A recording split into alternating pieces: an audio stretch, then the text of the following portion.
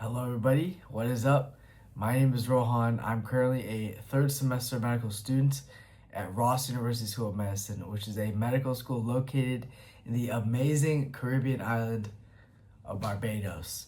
So, you clicked on this video because you are looking for what is the most effective way to study high density and high volume information in school fast and fun and easily. I would say the number one method to do this is to find a study group, a study partner, or just other people you can have fun with and hang around with and study with, because that has been instrumental to both my success and many of my classmates' successes while we've been in medical school. So let's get started. You might be wondering, does this apply to me? I'm in middle school, I'm in law school, I'm in high school, I'm in graduate school. Can what Rohan's advice be really affect and change my own life? I will say that if you put this into practice, it absolutely can be used in all grade levels. It absolutely can be used in all ages, all education levels, absolutely, as long as you stick to the principles and the ideas that I've outlined in this video. Let's continue. So what should you do? First of all, how do you start a study group? How do you start hanging out with people who you can use, or you can use each other to study with? How do you hang out? How do you do that? How do you find people to do that? Well, number one, if you're in school, really make the effort to just reach out and talk to someone. It's scary. It definitely is scary, especially if you're in an environment where people already have an established friend group, people already know people enough to kind of have their life situated, and you're new. If you're a new student, if you're the new kid, I've been the new kid many times throughout my life in school. If you're the new kid, you have to be very outgoing, or you have to be at least put a lot of effort in to try to meet people in order to have more friends, in order to get into social groups, in order to kind of live a fulfilling, achieving social life that you want to live. Is difficult. But what I will say is that it's absolutely possible. It's absolutely possible to get in a friend group that studies, or to meet people who study. You just have to make the effort to reach out and talk to people. Now, that is a completely different video in itself. This video is not being made to help you guys out with social skills. This video is being made to teach you exactly how to study with other people. So what I would say is, in order to get a study group, meet people, talk to people, text your friends, ask them if they would like to study on Monday at X time, at X outside of X place, and just sit there and study and grind for a couple hours, because that really makes the process fun and more enjoyable for everyone involved, I would say.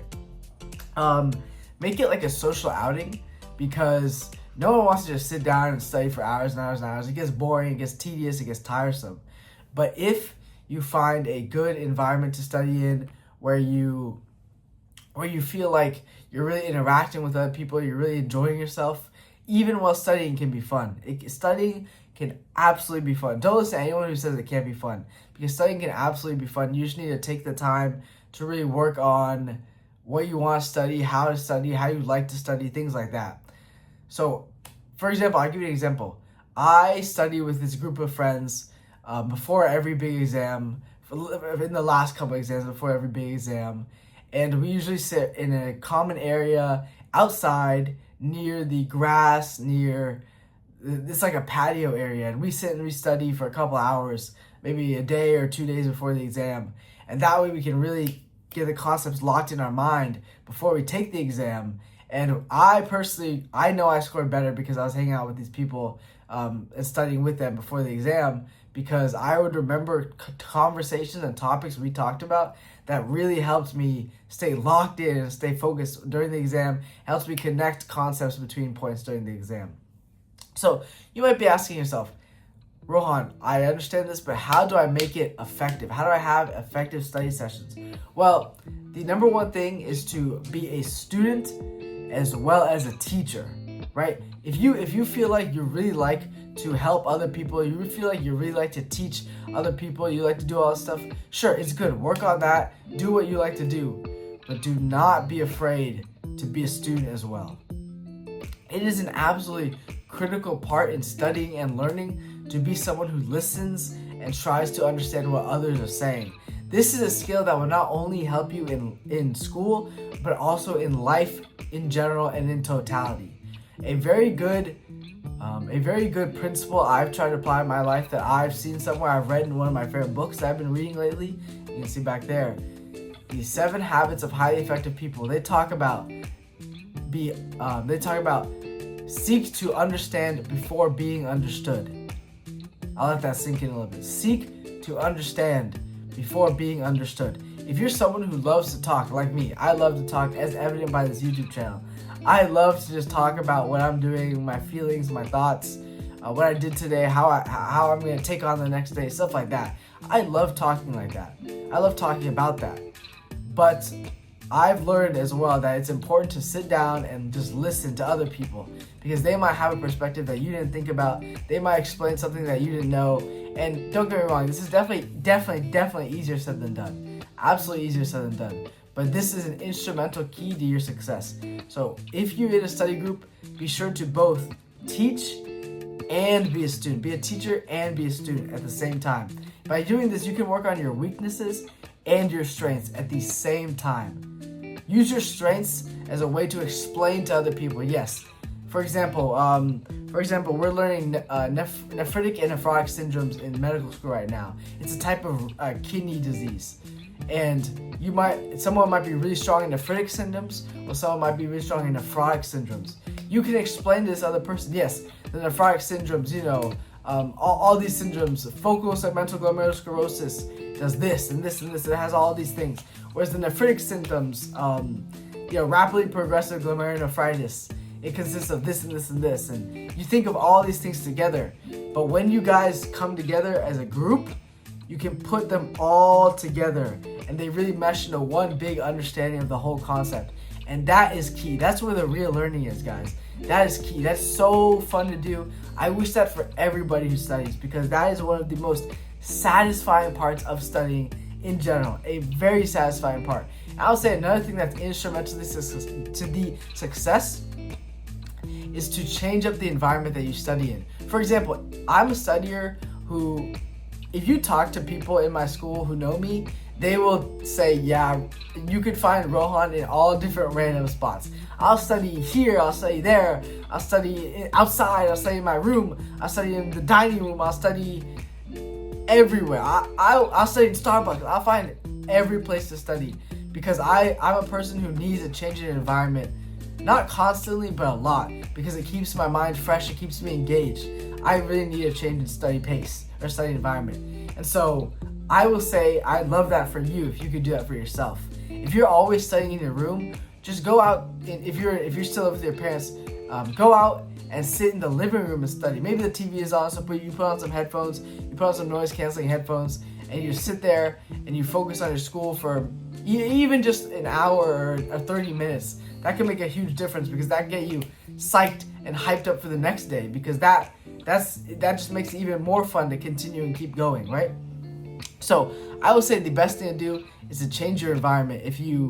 When you study with these people, when you study in your study groups, don't study in the same place you always study. You might be really comfortable in that area, and don't get me wrong, some people need to have that same space, but when it comes to the exam, you're not going to be in the same space unless you meticulously plan out, like, yes, I'm going to study in this room because this is where my exam is. I'm probably going to sit here and here and here. You know what I mean? Saying that's a different story. But if you are not studying where your exam is, psychologically, that will not have as much benefit to you as changing the situation up. Because when you take your exam, you won't be in the same space. Like, for example, I'm sure you guys have heard that study. I heard this back when I was in high school, that chewing gum while you study, or listening to the same music while you study as when you take the exam. You can't listen to music when you take exams, but if you chew the same gum you chewed when you were studying and when you take the exam, you are able to fully, like, it brings like a active recall part of your brain. If you don't know, active recall is essentially where you have to consciously remember the details. That will bring the same level of understanding and memory as almost like a study session in general. Because you're in the same spot. It's psychological, because you're in the same spot. You're looking at the same material, studying the same thing. Boom, boom, boom. So efficient. So well done. But that's what I would say for you guys. I love that for you guys. change up the study environment, practice with the same people. If you want, you can even add in different people at different points in time. Like, I don't study with one group of people every time. One day I study with my roommate. One day I study with these 3 people. One day I study with this upper semester who knows a bunch of more stuff than I do. It's all about bringing it all together for you, because at the end of the day, you're the one that's going to be taking the exam. At the end of the day, you're going to be the one who needs to lock in for yourself. And to do that for yourself, diversify it, study with different people, absolutely have different groups of studying. And it might be daunting because you say, man, I don't even have one right now. It's as simple as asking one classmate, hey, do you want to study for 30 minutes? Do you want to look at this one thing for 30 minutes? If they say no, that's fine, because that's normal. Let them say no, let yourself understand that, okay, if they don't want to study, I'll ask them again tomorrow if they want to, but right now I need to study myself. So, or let me ask someone else to study, right? A lot of times you can't control what other people do, so let them do what they're going to do, and let you really focus on what you need to accomplish, what you need to get done that day, because that's how you're going to win. How you're going to have these little wins in your mind, and these little wins make you better able to act in a group of people, right? People say, you might think that in order to act well with a group of people or with other people, you need to have a great personality, do all these things. No, that's something I learned the hard way. No, it's not about personality. I mean, it is a little bit. You have to have good energy. You have to have good energy. You have to be good proximity. You have to have good timing. But it's not everything. A lot of the times, what you need to be someone who takes control of their own life and wins the little battles that they have. For example, I've been wanting to get up at 5:30 a.m. this past couple week. I woke up at 5:30 a.m. every day this last week, except yesterday, which is Sunday. Except Sunday, I woke up at like 11 a.m. So late, I know, absolutely so late. And the rest of my day was absolutely not as efficient, as helpful, as good as it was the rest of the week. And I felt bad. But this last night, I told myself I'm gonna wake up early again tomorrow morning. And I did. I woke up by 5:30 a.m. I did all my morning routine. I did my studying today. I still have more to do, of course, but I studied today. I read today. I'm recording this video right now. It's currently 9:30 a.m. It's only been 4 hours of the day, and I feel pretty accomplished right now. I have a lot more to do, a lot more of the day to get through, but I feel pretty good already right now. And what I want to say is that it's the little wins that add up to the big victories. If you feel like in a study group you're not being efficient, that's because you haven't conquered those little wins. So really focus on 1 step forward, 2 steps forward, 3 steps forward. Because even if you take 1 step back, you'll still have a net positive outcome. And that is the most important thing when it comes to stuff like this. It is so, so important to build that momentum for yourself, right? It's so important.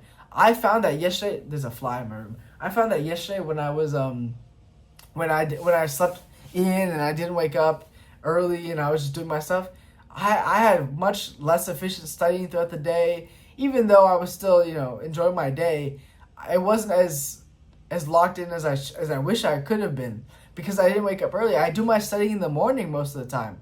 By the time 11 a.m. rolls around, I'm done with most of my studying. Don't get me wrong. I usually have two or three study sessions throughout the day. That's kind of been my routine lately. I'll wake up, I'll do my morning routine, I'll study Anki for 1 block, then I'll go read, I'll shower, I'll record a video like this, and then I'll study another Anki for another block. And then, if you don't know what Anki is, it's basically just a flashcard system that allows you to practice spaced repetition and active recall in a fast and easy way. And then after I record these videos, I'm going to after I do that second session, I eat lunch, I take a nap. Yeah, I take naps during the day because that's good for you. I take a nap, and then I come back to it and I do practice questions, and I watch videos on the topics if I need to. That's perfect. And if I want to stay with someone, that's around the time I stay with them. That's perfect, man. That's how a good day is. That's how a good efficient day is. And if I woke up at 11 a.m., I won't have that efficient day. God, this fly is... I got it, yeah. Anyway, sorry about that, guys. But, yeah, it's about the little wins, It really is about the little wins that compound into the big wins, because that's how you have efficient, effective study days, study habits. That's how you build good habits in general. Because if you do something continuously over many days, you will find the habit of doing it. You will think, yes, this is the time of day that I need to continue, right? You will do that. And make time for exercise, make time for sleep, make time for, relaxation, reading. Try to limit like too much social media usage and all that stuff that is just messing up your mental health. Because mental health is really something that is worth fighting for, I would say. And that will absolutely show while you're in these study groups. It will absolutely show that you have good mental health if that's what you do. You need to make sure as well when you study that with these people, with other people, that you keep it lighthearted and you keep it a safe space for learning. Because when you do that, people will be more open to actually having conversations and talking about the material rather than just having these one-sided, this is what is, this is what is, this is what is.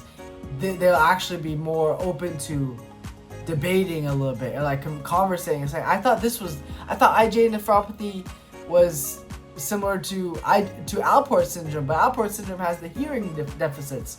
And the other person's like, yeah, you're right, Alport syndrome has hearing deficits, but also has visual deficits. And that's a defect in type 4 collagen and stuff like that, right?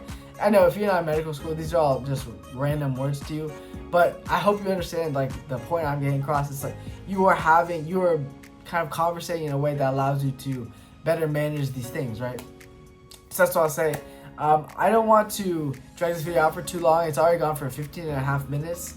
But I will say is that you want to, when you're in study groups, try to make the big picture, try to understand the big picture outcome when you're in study groups, because that's what they're for. Individual small piece of learning, that's for individual studying, in my opinion, because that's where you can really go into depth with all the things that are confusing you. You can go into depth about this thing and this thing and this thing.